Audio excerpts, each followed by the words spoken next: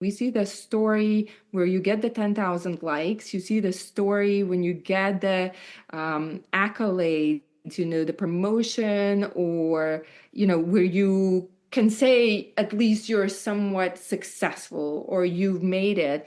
But you don't see the agony, the stress, the questioning, all the neurosis and ups and downs that go into making a pivot. Hey there, welcome back to the Career Flipper podcast, your permission slip to reimagine work, life, and everything in between. I'm your host, Jenny Dempsey, furniture flipper, career change coach, and your slightly unhinged cheerleader for figuring it the heck out. This podcast was born after I got laid off from my tech job and spiraled into a full-blown, what am I even doing with my life mode. I was firing off resumes like confetti and collecting rejections and ghostings. Oh, because that's so fun. Until one day, I found a junky coffee table in my friend's basement, and honestly, I felt like how it looked. I didn't have a plan, I didn't know how to use power tools, and I definitely didn't know the difference between oil and water-based wood stain. But I got curious, I started asking questions, and I flipped that coffee table. And somewhere between sanding and top coat, I realized I'm not just giving that furniture a second chance, I'm giving myself one too. Now, this podcast is my love letter to reinvention, or flipping, as I like to call it. Each week, I sit down with people from around the world who've flipped their careers, their lives, or just their mindsets, sometimes on purpose, sometimes by total accident. And they're here to share the real story behind the flip. So if you're craving a career change, a mindset reset, or just a flicker of hope that your next chapter is out there waiting, well, this is your sign. Hit follow, subscribe, and let's start flipping. Today, I am so excited because my guest is someone I have been lucky enough to get to know through my own podcast journey. Her name is Baiba Wisse, and she's from Raleigh, North Carolina. When we first connected, I was really just starting this whole podcast thing, and since then, she's been one of those people I can bounce ideas off of, learn from, and cheer on. I've even been a guest on her show, the Career in Technicolor podcast, and now it's my turn to flip the mic and have her here.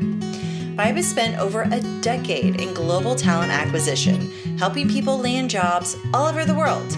But what she loved most wasn't really the recruiting metrics or the process, it was the coaching, the human connection, and hearing people's career stories. That love of storytelling led her to start her own podcast, where she interviews people about their careers in full, vivid color. When a layoff came along, though, Baiba faced the big, what's next question. And instead of sitting still, because she's just not built that way, she leaned into her creative energy, painting, cooking, cleaning, anything to keep moving forward. She also turned her attention to something totally new, Tai Chi. After realizing how stress was impacting her own body, she got certified as a Tai Chi instructor and now wants to bring that movement and mindfulness back into the corporate world.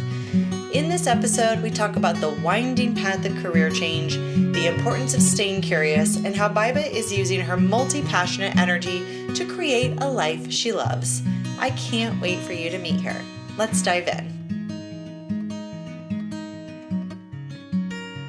Baiba, do you remember when we took that, it was kind of this podcasting boot camp thing, and that is how we connected, and the things that we learned from in there about putting yourself out there and talking about your story and how getting vulnerable. And I remember in those early days thinking, that sounds so hard. And then I met you and I'm like, you're already doing this.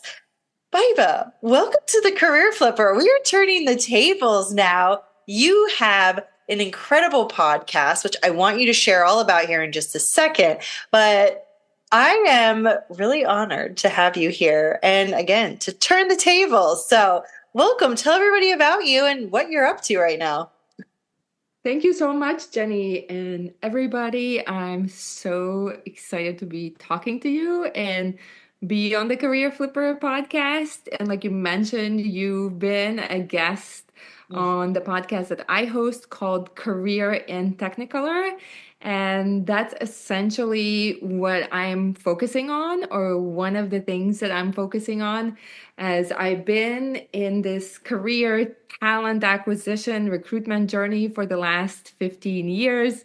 I think we have so many parallels in terms of, over a decade in a corporate career, Mhm. including leadership roles, so kind of running the gamut, and also I'm one of these people that's been obsessed with chasing purpose and figuring it out and doing all the things and all the practices, from the mind practices to spiritual practices, to connect the dots, to connect the answers, and kind of find that thing that I think many people will be able to relate, that's calling on your heart when you don't know it. There are these stories, because just like you, I interview other people who have had these career journeys, and my podcast is called Career in Technicolor. And sometimes it's really clear for people. Sometimes they know it when they are kids, but something takes them away, and it takes like a full circle for some reason to come back to it.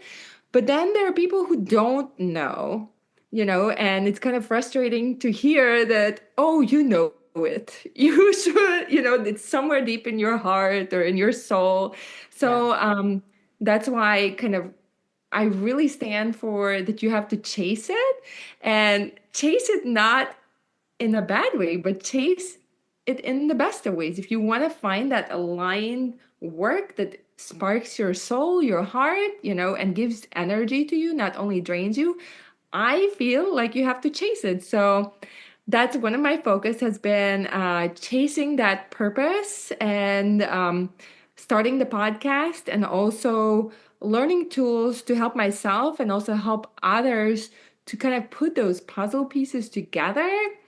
And the other thing that I'm focusing on right now is that I understand and have learned the need for and value for health. And I am also practicing and going for certifications in Tai Chi. So teaching movement of the body, because I think many of us can relate from sitting behind the desk and doing these jobs in our computer, and somewhere over 40 your body just starts to say, well, then if you're going to do this and I'm going to give you random aches and pains.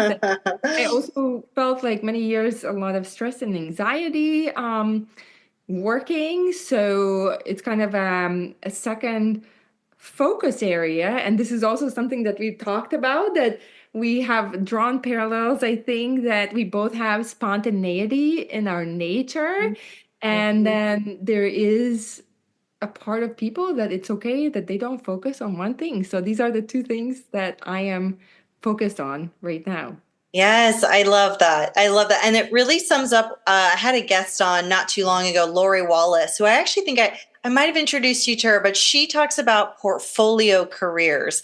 And I think, you are such a perfect example of that, that it doesn't have to follow just this linear line. It can be multiple things in the portfolio, because you are, with your experience, in recruitment and in talent, and, but also your ability to coach and to lead. And then you have this side where you're like, oh, Tai Chi, like I'm going to teach that. And then I know you've done stuff, creatively, or painting and home decor and interior design, and the podcasting itself is a whole other adventure. So the fact that you have all of these lined up really goes to show that you are like the perfect example of a career flipper, because you don't have to just pick one. You could flip multiple times, and you could keep it all on the same the same path. It doesn't necessarily have to be a one thing and done. And so the chasing of purpose and all of this, I really want to get into, because so many of us are feeling that, are listening to this episode right now, maybe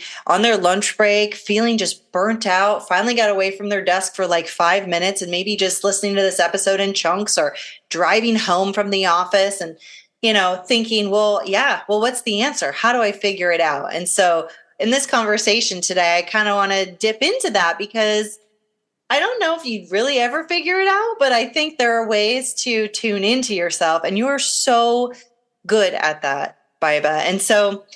And I also want to take a step back here and just show a little bit of some gratitude because when this was, I guess, last fall, when you invited me on the Career in Technicolor podcast, that was the first podcast I had ever been a guest on for the Career Flipper.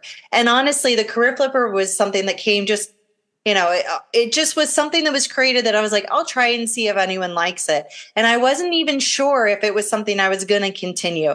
And the fact that you had me on and you interviewed me, like it just, I think it really solidified a lot of the thoughts and dreams that I had that I felt a little weird about and was like, I don't know, who am I to do this? And I was like, wait, someone wants to talk to me. Wait, I'm on this. And I just really want to just drop that gratitude here because, and I think for anyone listening too, sometimes it just takes a few people in your circle to really believe in what you're doing for you who may not necessarily feel so confident in it to really have the momentum to go forward. So thank you for being a part of that. Like that really just like lit my path and, just became a big part of the journey. So this is like, I'm just kind of fangirling to have you on my show, but, You're welcome. And I just wanted to say, I remember, and like when you were speaking, your desire and the dreams, to go and speak on stages and have this podcast and inspire people. I saw it. I saw that this is something that you will end up doing. And I love how you bring up the point. It's so important to connect with people and to surround yourself with people who are supportive, mhm, who believe in you. And sometimes you don't know where it will come from yeah, because it's just so interesting. Sometimes it doesn't come from your family. Sometimes, and the beginning is hard. Beginning of changing something. This is something that we don't see. We see the story where you get the 10,000 likes. You see the story when you get the accolades, the promotion, or, where you can say at least you're somewhat successful or you've made it, but you don't see the agony, the stress, the questioning, all the neurosis and ups and downs that go into making a pivot. It is maybe sometimes it's easy, but that has not been my experience. And I say that it takes a lot of courage, and the transition can be very murky. And it's, many times even your family doesn't support you or does not like your post or whatever it is you're doing. You might not be doing something on social media, but it is so, so important to find people who will emotionally and mentally and overall be supportive and encouraging. true that. Oh, absolutely. Absolutely. Who you surround yourself with, your supportive network. I mean, right there, like it's incredible. And to then be also able to be that person for others at the same time is also incredibly important too. But Baiba, so how did this all begin? Because your career was in corporate for many years in talent acquisition, recruiting. So, can you talk a little bit about what that was like for you when you were working in that job? Did you like it? Were you burnt out? Like, what was that kind of experience for you? And then when did you decide? Was it by choice or circumstance that you decided, well, I'm going to do something different? Can you talk about that? Yeah, definitely. And it's definitely not linear, and it's a little bit of everything. And I got into recruitment after trying some sales jobs after graduating from college. So it's kind of like a few years bumping around now. I look at and think like, how did I do those jobs? But an acquaintance, somebody I didn't really know even, just randomly met and said this recruiting firm is hiring, you should go and interview with them. Mhm. And I ended up getting a job. So it was essentially a staffing agency, recruitment agency, and started building a career in that, and then I transitioned to work internally in internal recruitment, or also known as talent acquisition, and then started, building from there, from recruiter to senior recruiter. I kind of like managed my career pretty aggressively in the beginning, and going from, across a couple of different enterprises within financial services. And then I ended up switching over to clinical research, like the largest clinical research company in the world, and managing, ultimately managing teams in United States and also Europe, or Europe, Middle East, and Africa region. Yeah. And what happened to me at the end of 2023, after 9 years of working for a company, I ended up being laid off after several rounds of layoffs. I think we have so many parallels in Yeah, our we story. do. We And do. Yeah. Gosh. Ouch. Yeah. yeah. Yeah, but then afterwards, the last couple of years have been pretty rough for recruitment. I haven't really seen a Mm-hmm. dynamic in job market like that. And I did take on a couple of contracts Mm-hmm. afterward in recruitment over Yeah. last year. And so it's a little bit of both. But when you asked, were there things that were working or were not working, Yeah. that's also, it's a mix. And I think it's usually a mix for people. I think the key is to understand and get more insights what wasn't and what was working. Mm-hmm. Um, so one of the things upon further reflection, and this is kind of some of the coaching work that I do, is help people understand, who are you? What is your personality really based off or made of? And what are the stronger aspects? Kind of how do you look at the world and engage with the world naturally without needing to think or adjust? Because we all have been trained. We have taken on these layers that, and conditioning to handle different situations and to really override our nature, which is appropriate, in certain conditions. And, Mm-hmm. certain cultures prescribe or dictate certain ways, and you have to really adjust to different Mm-hmm. situations. But one of the things that I clearly understand, where I mentioned that I was experiencing for years a lot of anxiety and stress and overwhelm. And there were times where I would be at Friday, I was just drained and I was feeling, and I won't say that I felt, I also had different roles, and I changed. It would also go with, you know, depending on the role that you have, the season, the team, your function and kind of what's going on with the business at that specific time.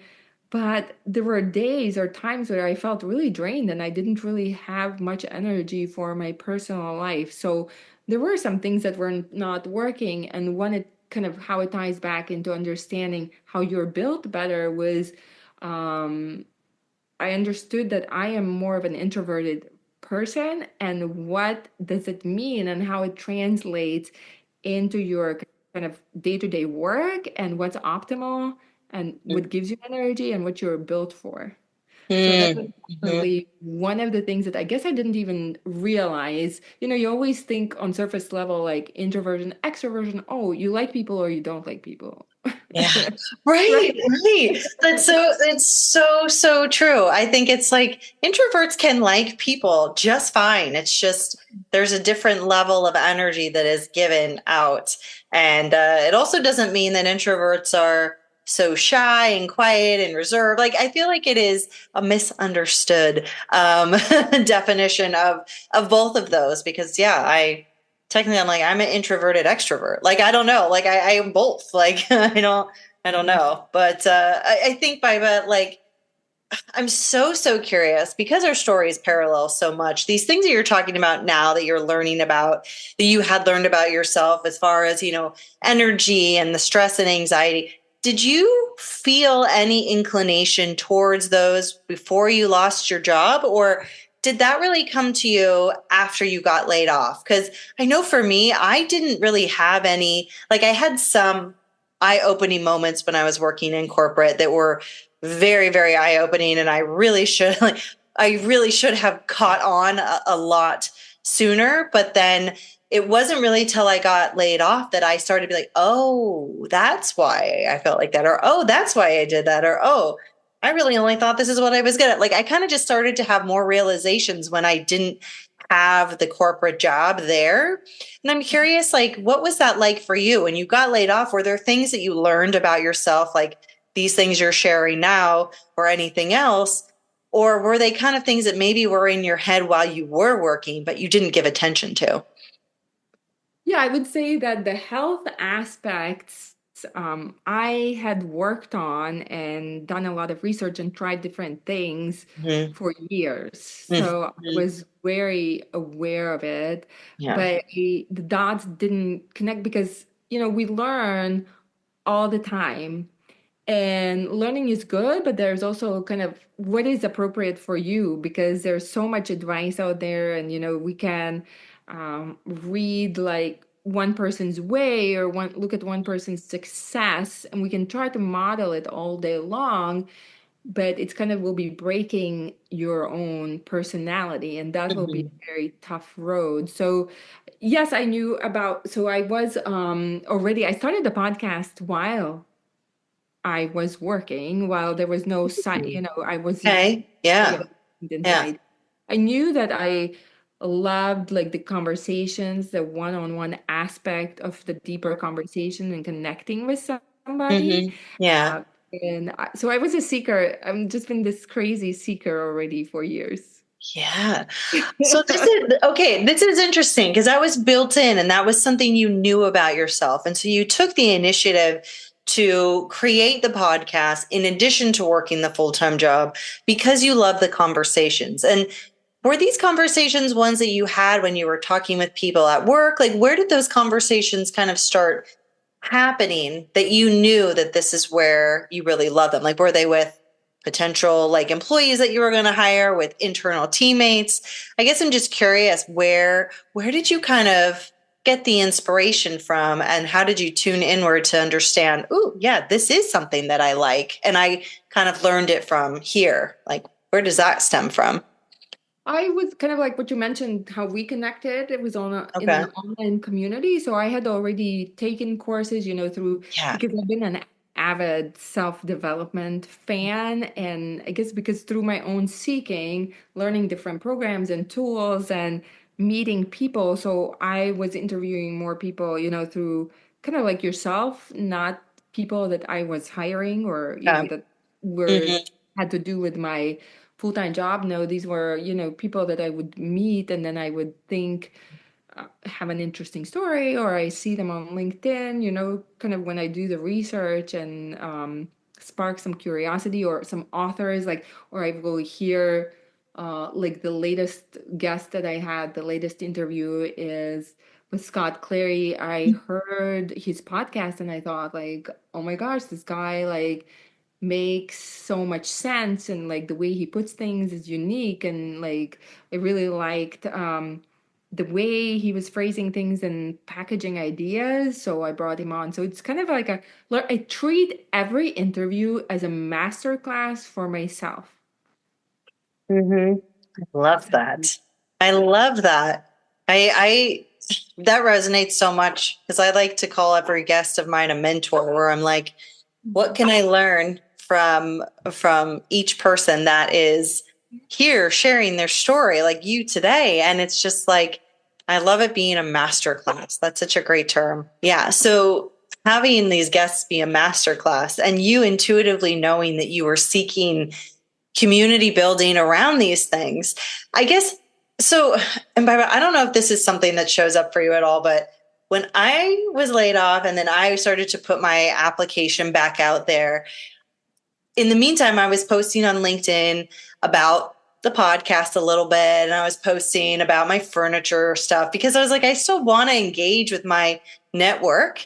I love that type of stuff, but I also wanted at that time was looking for a particular type of job.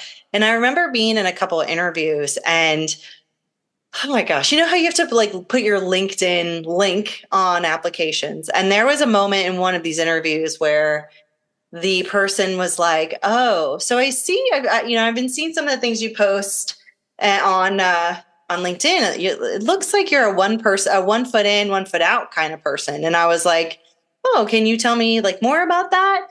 And they were like, oh, well, you do this and you do this and you're also doing this and this. Like, how do we know that you'll be actually working for us? And I was like, wait, what? Like, of course, I've worked for companies for 20, like almost 20 years. Like, it was like the weirdest thing where these things that I thought were personal development, character development, career path development, like learning, enriching my life and my career path that I have done in the past, whether it was like speaking or whatever, suddenly were going against me. And so when you started the podcast while you were still working full time, did you feel any, because I didn't even think about it until it was brought up. And I was like, well, I don't want to work for this person anyways. But I didn't even think about these things as being negative. Did that thought ever cross your mind? Or even, when you were working in recruitment, like, was that something that ever stood out for you?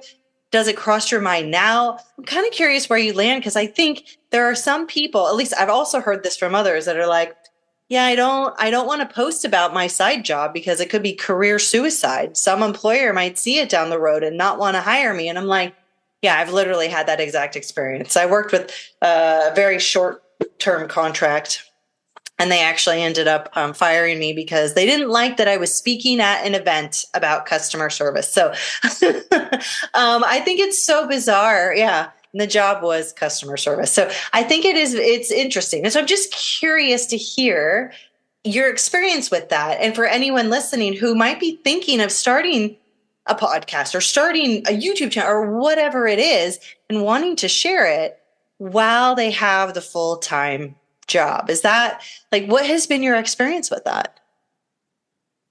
You bring up very legitimate points. And Yeah. I would say I had a lot of drama around this. Like there was a time when I was creating the podcast and only posting about it on Instagram and not posting about it on LinkedIn. There was like, I spent so much energy and thinking, do I do that? Do I not do that? And Mm-hmm. I ended Yeah. up doing it inconsistently. You know, at the end of the day, it is a judgment call. And it will be in the eyes of the beholder, and there will be people who will judge it, just like you say. And it will limit you. And then hopefully, like you said, that there are people who look at it as, look, you're growing your marketing skills. You are adding to your skill set. And I think the way things are switching and really evolving and changing right now, Mm. that everybody will need to have this skill set of branding, of sales, of social media, of promotion, and so many. So to me, it sounds like an advantage, but I totally get it and understand the mindset where people are closed-minded and they will have exactly that narrative that you will not be focused, you will not be reliable enough, or that you will somehow take away from the job that somebody might hire you for. So it is a big chance, definitely. So I can definitely relate with having a lot of mental hoops around that. Yeah. Yeah. That makes sense. And so for you, Baiba, you got laid off, but you had the podcast going. And so now without the full-time job, you are dedicating time to the podcast. And it sounds like you also picked up some contract roles along the way. So what was that time period like for you in 2023, 2024, when you're trying to navigate it? Like, where were you kind of landing? Were you also looking for a job? Were you thinking of starting something else? When did kind of the Tai Chi certification come into play? Can you talk a little bit about that time and share kind of like where you were landing emotionally, mentally, like all the things? Yeah, that's a good question. And I'm thinking how to summarize it. I know, it's not just an So easy answer. I was pretty consistently still working in recruitment, although I did feel this kind of sense of instability because you have a roadmap, right? You know what to do when you show up for work that you've been doing for over a decade. So most of last year I worked within talent acquisition, and so there's a comfort level in that. At the same time, it was very destabilizing because you feel like, at least with kind of the talent acquisition, and maybe it's similar with customer service. I know tech is experiencing and has Yeah. experienced it also over the last couple of years, the dynamic of more layoffs than hiring, and still that it's can be in general take a long time and be hard for people, especially people in leadership, to find work. We were seeing, I saw it on the back end, and you see also LinkedIn, I think you can see application counts. You can get Yeah. 400 to over 2,000 applications in like Mm-hmm. ridiculous amount of time. Mm-hmm. I had never really seen a dynamic like that in the 15 years of my experience in recruiting and kind of being on the other side. So it's just, so it's very destabilizing.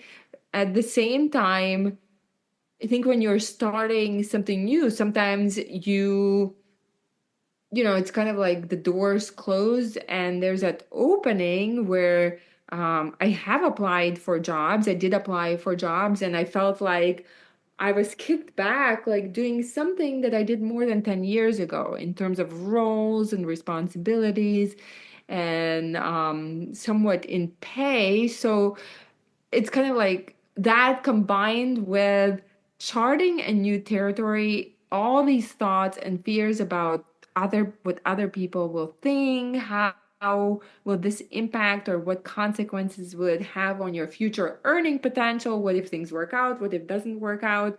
There's just this transition period, I think, that kind of, as I started saying, that it's not talked a lot about, but you kind of make peace or accept things, I think, one day at a time. And literally, as we were exchanging messages, this is why I'm also passionate about like people knowing their true nature better and better, because we tell ourselves all kinds of things. We think we're good with people when that is not our strength. We think we're great leaders when honestly it's not our strength. We think, we do jobs that we have to then do 10 hours of meditation to recover, because our bodies are so tight and stressed out Mm-hmm. after some time. And it's like, okay, if you're not going to pay attention, I'll tell you, because Mm-hmm. we Yeah. just have all these ideas about ourselves that are not necessarily true. So I think it's the ultimate self-love to understand and start accepting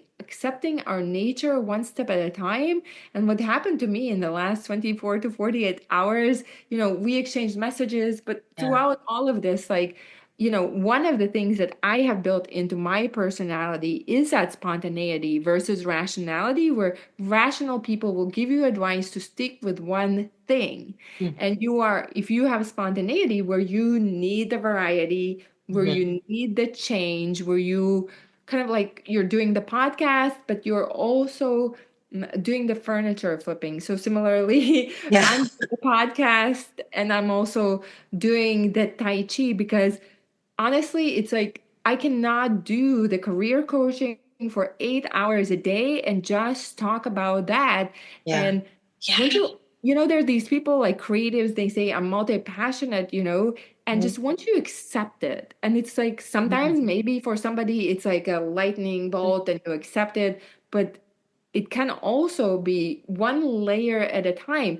And once you accept it, embrace it. For example, I will give you an example. So just this morning, right, I had decided to do something. I had it in my calendar. So for rational people, it's great to have schedule, pre-planned things and kind Mm-hmm. of go with that. They're more steady. They can Mm-hmm. go with the plan and they have a more even output of energy versus when you're more spontaneous, you can have like kind of more ups and downs. And if you know about it, ultimately the output can be the same. So it doesn't mean that the person who's more spontaneous will output less because they have a dip, but they might like cram in and be super productive in a shorter period of time, but then they go into that low. And there are different strategies, right, to work with that if you want to work through it, or just starting with accepting it and just accepting Mhm. and giving yourself permission that, okay, no, I don't need to pick one thing, kind of like what you said, that you wanna have your cake and eat it too and have the best of both worlds and just go with it. And this morning, I kind of like I made a decision. It is okay. I don't need to force myself to pick one thing either. And second of all, spontaneity. You really need to give yourself moments and windows of time where you can go with what comes up for you in terms of your interests and ride that wave, because we are so conditioned when we are in a job, right? When we are in a framework, or we all have responsibilities, right? We are kind of doing what we are supposed to, but we're not listening to those hits of our intuition and guidance and what our own nature is leading us towards. And we can condition ourselves out of it already starting from childhood with everybody's expectations. But this morning it was so beautiful.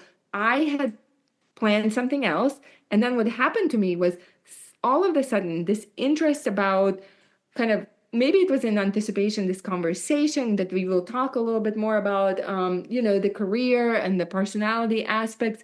Yeah. But I just started jotting things down about, different aspects of personality and how it ties into our career choices.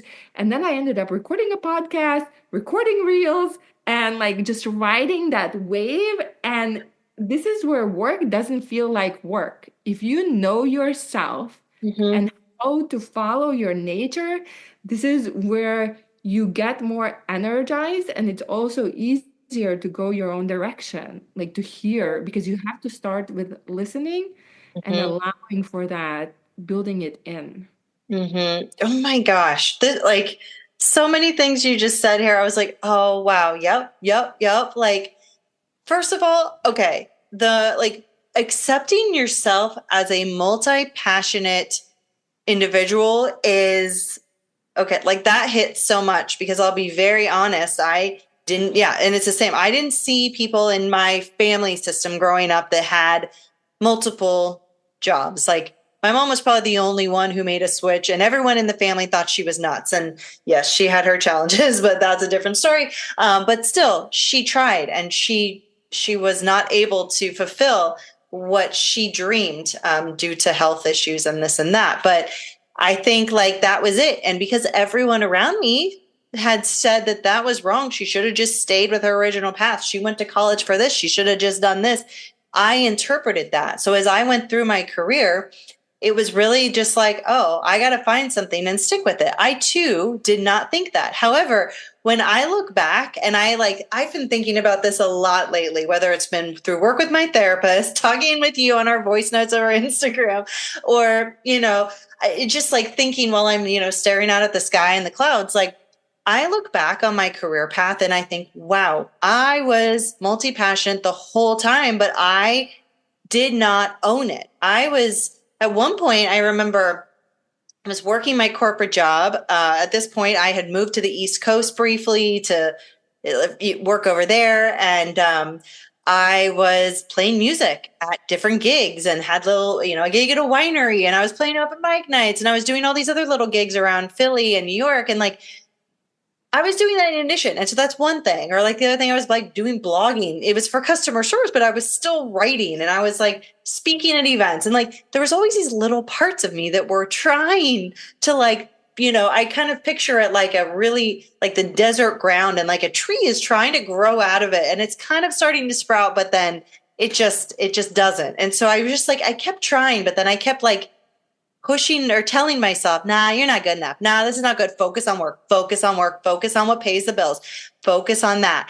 And I gave up a lot on myself. And this showed up in many other ways. Like maybe you've experienced this too, but like when you push this down, when there's resistance against your true self, things happen. I had anxiety attacks. There was an anxiety attack I had at work one day, and with the team that I managed, or other types of things that show up in weird ways around how you feel or the way your body responds. And it was just like hearing you say that, and the fact that I've been reflecting on that as well, it's just like it takes a lot to own something when you don't necessarily feel that it's okay, that it's accepted. And that could go for so many things. Like we could talk about that all day. But I feel like when it comes to careers and being multi-passionate and being able to put yourself out there and do a variety of things, like it's okay. Like for anyone like right now who's listening, like it's okay. Like you're okay. You can do all the things. You can start your day doing one thing and you can end your day doing another. Like just like you mentioned how you're like you just went on, this bender where you're like, I'm going to create these reels and this social content because like you felt so called to do it. And sometimes even now I jump around on my day too. And I'm like, oh, I'm going to start here and do this and this and this. And then I'm like, oh my gosh, I've just like been jumping around so much. Like maybe I should have just stayed on one path. And I'm like, wow, what am I doing? Like, it's okay. It's okay to jump around. It's okay to post here and it's okay to go back and do this and do this. Like, I've never been, I don't know. I think I think sometimes accepting yourself for who you are and all the quirks and qualms and flaws and wonderful things can be really hard. And so when you brought that up, I was like, ooh, that hits me right in the heart. And this is where explanations sometimes can help. Yeah. And because we kind of can notice in ourselves. And first of all, I think the corporate structures, a lot of the narrative, a lot of successful people, I mean, they're on both sides. Again, it's not like one or the other, but because they're different, about like, let's just roughly say 50% are rational and 50% are more spontaneous. So it's the many times likely the rational person who will look down on the irrational person and Mm-hmm. see it as a downside, as something that is bad. But Yeah.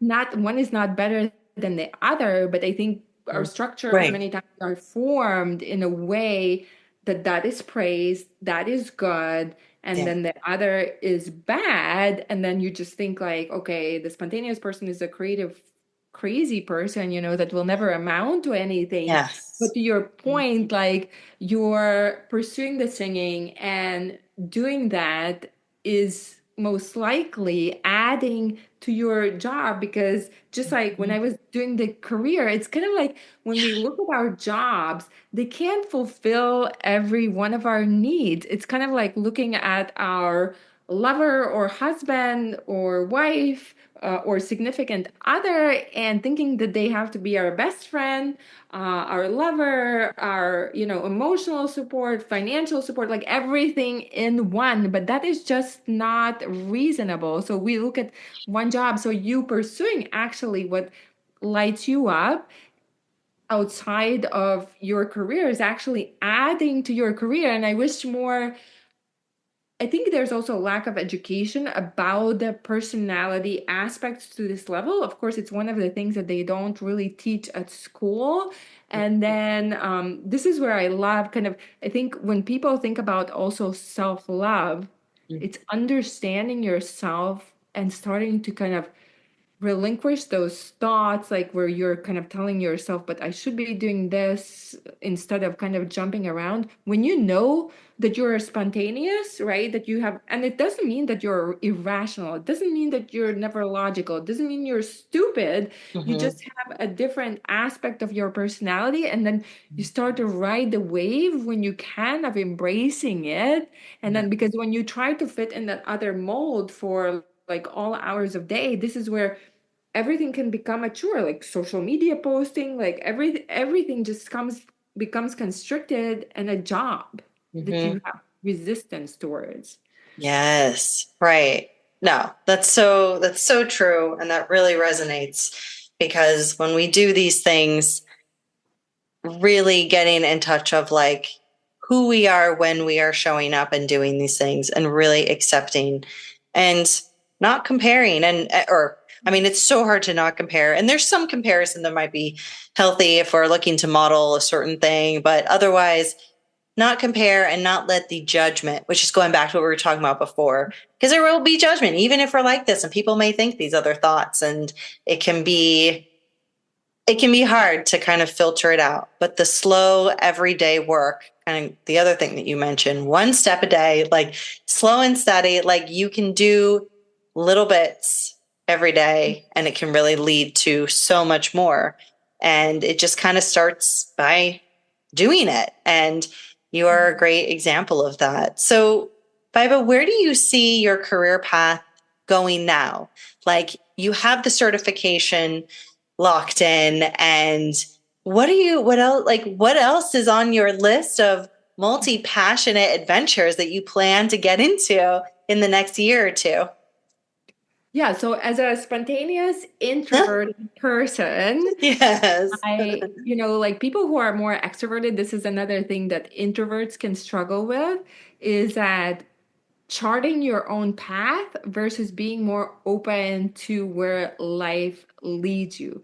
Mm-hmm. So as an introverted, spontaneous person, my balance, or I'm more looking for also how the circumstances will align, what kind of doors, kind of how will the universe play with me. So Mm-hmm. essentially it's kind of charting your own path but not being too rigid. So in terms of Yeah. like career or work, I would say in terms of work where I see it going, I love the podcast, so I want to keep definitely utilizing all the knowledge and even wisdom. I would say that at this point of time I have a lot of depth because of the level at what I've gone through myself Mm-hmm. and all the tools that I have integrated and in practice, Yeah. and kind of understanding and helping others to understand kind of directionally what's working, what's not working, Mm-hmm. and kind of what could be a better fit. Mm-hmm. And then, so definitely career and Technicolor podcast. I love the connection, these conversations. There's just something, just more than just a conversation for me that, fills my Yeah. heart and soul. And then the other aspect is definitely the physical movement. Tai Chi is developing and continuing to train and gain more skills, and then teach it. Teach it. I definitely do it in person, and then I'll see how that grows. I've thought about, do I do it also? Do I bring it on the online community? And this is kind of where I'm playing and iterating. I think what we have to normalize and we have to embrace is beta testing. All these companies, all the big companies who are Mm-hmm. producing these products, who now are successful. You just haven't seen, or we don't hear about so much the 10, 20 ideas, however many ideas that failed before they actually came across the version that sold, the version that stuck. But somehow, you know, when a person tries one thing in a career and it doesn't work out, people are quick to point fingers and we're so quick to turn on ourselves like, see, I'm not serious. Like, why didn't I stick with this? Like, what did you want? We can be so harsh with ourselves. So, embracing this beta testing and iterating and knowing the transition, the average transition, I think, takes about 3-4 years. It's not a quick, like, hodgepodge thing that just expect that your first idea Mm-hmm. often will not be the idea, but Yeah. you get the gold star for trying. You get the gold star for taking the step because Mm-hmm. you will never conceptually figure it out fully. You Mm-hmm. will have to take those steps. You will have to put yourself out in the arena, if you will, Yeah. and try. And this is where you will learn yes, no, and then you will have to iterate. Mm-hmm. I am obsessed with that. Beta testing. Beta test your own ideas. Like, let's go. Like, experiment with it. You don't know, but that is so true. There's for every one thing that we see that's selling out, there are 20 things that just didn't work before that. And they just had to try it. And I love that. And we put Bye. so much pressure on ourselves that somehow our first idea has to work. Right, right. Or that we as humans are not allowed to make a mistake in our careers and try something and be like, okay, cool, I'm going to pivot to something else. Like giving ourselves that same permission to try. I mean, yeah, to try and fall and get back up. Like have the permission to do that. And but you've That's why I said, love oh yeah, conversations like this. hmm This yeah, is why I love conversations like this. I think it's not talked enough about, yeah, and we're just so hard on ourselves, and we can put yeah. so much pressure on ourselves. hmm We do. We really do. Like unnecessarily. I know I do this all the time too. So I'm like right there with everybody. Kind of on some, ending notes. We've talked about a lot today. And do you have any piece of advice, any final piece of advice for someone who might be listening that, does want to make a pivot, whether they've gotten laid off or they're just really feeling the burnout from their existing role? What is a piece of advice that you have for them on their path right now? I would start with thinking about like making an hour and thinking about what are you interested in? Is there something that you light up about and that you do, or your research in the evenings, in your free time, on Mhm. the weekends? Where do you notice that you do where time just flows by and nothing is off limits, because I know you might think, oh, I like reading books. Well, nobody's going to pay me for reading books. Or I like walking, or, some activities that we don't think as jobs. But as you start doing these exercises, and this is where finding your purpose, it is a layered journey, and you just don't know at which step this thing will come together. It is a beautiful alchemy. And I would definitely start with that. And if it's kind of like Ryan Kelly. We both interviewed Ryan Kelly, Mhm. and he just had that interest or idea to take community college classes in Mhm. furniture Yeah. design. Yeah. So whatever comes, as silly as non-monetary, if you have time, as non-monetary as it can be, Yeah. crocheting, whatever it is, the wildest example is just take an online class or a community college class Mhm. and start doing it. Just like you and I just started a podcast. Like I Mhm. just started recording interviews. That's okay that I never done it before. That's okay. I didn't know anything about it. I figured out the basics, and it's really not as scary. The first kind of steps are the hardest, the most cumbersome, and the scariest. But just take steps towards those things that spark your interest. And you don't know, it might be the first interest, it might be the fifth interest, or Yeah. the 20th interest, but start one step. Yes. I love that.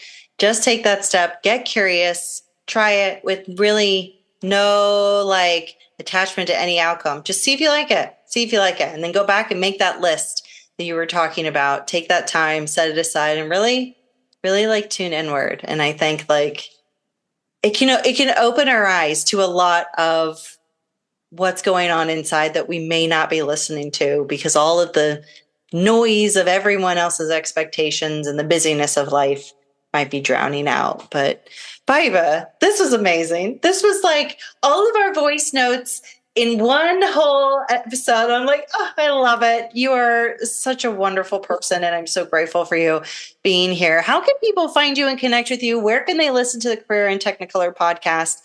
Give all the things, share all the links.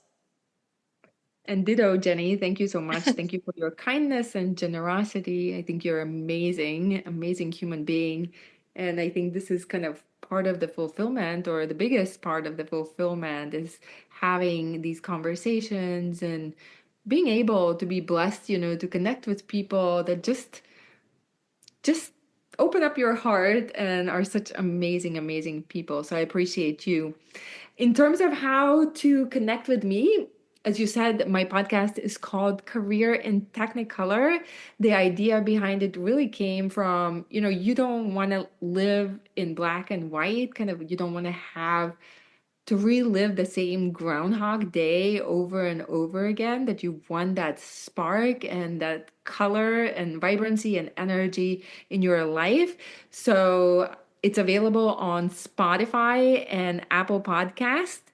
And I'm also on Instagram at Career in Technicolor, the same handle. I'd love to connect with you. I'd love to hear if anything and what resonated or maybe was an aha for you from this conversation. And then I also will offer a freebie, if you will, or a resource, for people who are sitting a lot of time and hours behind their computers, diligently working, of of a set of movements, how to literally get up from your desk and do set of 4 or 5 movements, for a few minutes to release some stress and tension and invite more energy into your day. I think we all can move more. So as I mentioned, that is one of my passions and values.